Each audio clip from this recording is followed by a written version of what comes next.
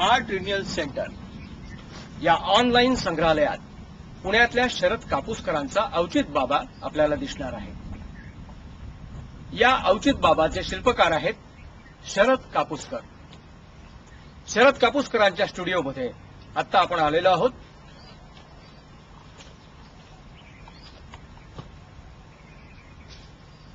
प्रथमतः आपलं मनापासून अभिनंदन।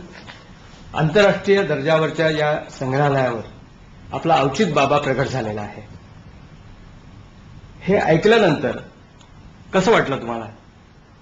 एकतर खूप आनंद झाला, कारण जे काम आता मी स्टुडिओमध्ये बसून करतोय तर आपण नक्की काय दर्जाचं काम करतोय हे थोडंसं मला स्वतःला पडताळून पाहायची खूप इच्छा होते, किंवा जागतिक पातळीवरती कोण काम करतंय हे माहीत होणं खूप गरजेचं असतं आणि आपलं काम तिथं स्टँड होतंय की नाही। औचित बाबांचं शिल्प हे माझं खरं व्यावसायिक काम आहे, ते मी स्वतःसाठी केलेलं नाही।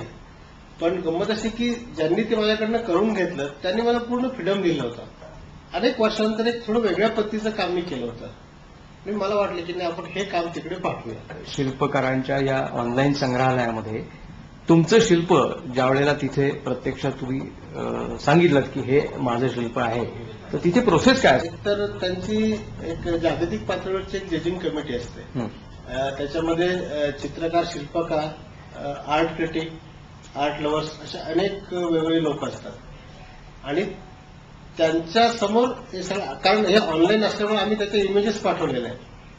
त्या इमेजेस तिथे मोठ्या करून पाहतात आणि मग ठरवतात की कामाचं स्टँडर्ड एक तर पहिल्यांदा सिलेक्शन आणि नंतर काय प्राइज वगैरे असेल तर ते पुढचा भाग येतो। पण सिलेक्शनलाच बऱ्यापैकी टफ कॉम्पिटिशन या वर्षी होती आणि जवळजवळ 3 महिने कॉम्पिटिशन, त्यामुळे रिझल्ट उशिरा लागले। कारण त्यांचे मला मध्ये एक मेल आले की या वर्षी खूप स्पर्धक आहेत आणि काम खूप चांगलं आहे, त्यामुळे जजेसना खूप उशीर लागते डिसिजन घ्यायला। प्रारंभी तुम्ही पेंटिंग करत होता आणि मग पेंटिंग नंतर या शिल्पकलेत कसे शिरला?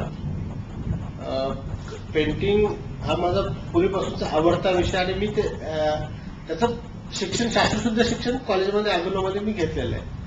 पण अभिनवमध्ये काम करत असताना जेव्हा कलेचा अभ्यास करायला सुरुवात करता आपण, तर त्यावेळेस मग आर्ट हिस्ट्री वाचताना अनेक जे शिल्पकार पण मग जे अभ्यासाला येतात, उदाहरणार्थ मायकलँजेलो किंवा असे अनेक मोठे शिल्पकार, तर ते काम पाहून लक्षात आलं की आपण स्कल्पचर पण करायला पाहिजे। गणपती उत्सवामध्ये जे शिल्पकार काम करतात त्यांच्याकडे थोडं असिस्टंट म्हणून मी काम करायला सुरुवात केली आणि मग चंद्रकांत परब नावाचे शिल्पकार होते, त्यांच्याकडे मी जायला लागलो आणि तिथे त्यांच्याकडे काम करायला। छत्रपती शिवाजी, संभाजी महाराज यांचा जुहू चौपाटीवरचा जो पुतळा आहे, बरं, ते पहिलं तुमचं मोठं काम, ते काम तुम्हाला मिळालं कसं? 1986 साली मी 85 साली डिप्लोमा झालो, 86 साली मी एक स्कल्पचर, हे जे बसलेलं पहिलं स्कल्पचर, हे मी तिकडं स्टेट आर्ट राज्य पुरस्काराच्या कॉम्पिटिशनला पाठवलं होतं आणि त्यावेळेस तिथे रवी परांजपे जज होते। तर त्यांनी हे स्कल्पचर पाहिल्यानंतर त्यांना खूप आवडलं आणि त्याच वेळेस ते त्या जुहूच्या स्मारकासाठी डिझाईन तयार करत होते, शिल्प कसं असावं तिथे। मोहन वाघ आणि ते दोघेही मिळून ते डिझाईन तयार करत होते आणि त्यावेळेस त्यांना वाटलं की आपण ह्या शिल्पकाराला संधी देऊया आणि मग ते बाळासाहेब ठाकरेंपर्यंत सगळ्यात माझं नाव गेलं। कॅनव्हासवरच्या कामापेक्षा शिल्पकलेत तुम्ही अधिक प्रावीण्य कसं मिळालं? 3 डायमेन्शनल जो इफेक्ट आहे, प्रत्यक्ष म्हणजे पेंटिंग नाही म्हटलं तरी एक तो भास आहे, 3 डायमेन्शनचा भास असतो आणि स्कल्पचर ऍक्च्युली असतंच। त्याच्यामधला जो टेक्निकल प्रोसेस आहे, विशेषतः स्टोन कार्विंग, तर हा प्रकार मला स्वतःला खूप आवडतो आणि त्याला खरा कस लागणं म्हणतात तुमच्या सगळ्या ताकदीचा, तो दगडात आहे आणि परत त्याला परत क्षमा नाही, चुकला तर चुकला। या ऑनलाईन संग्रहालयामध्ये तुमचं शिल्प आलं, अशासारखे वेगवेगळे आनंद तुमच्या आयुष्यामध्ये याच्यापुढे तुम्हाला मनापासून काम करण्याचे आनंद मिळावे हीच आमची इच्छा। नमस्कार. नमस्कार.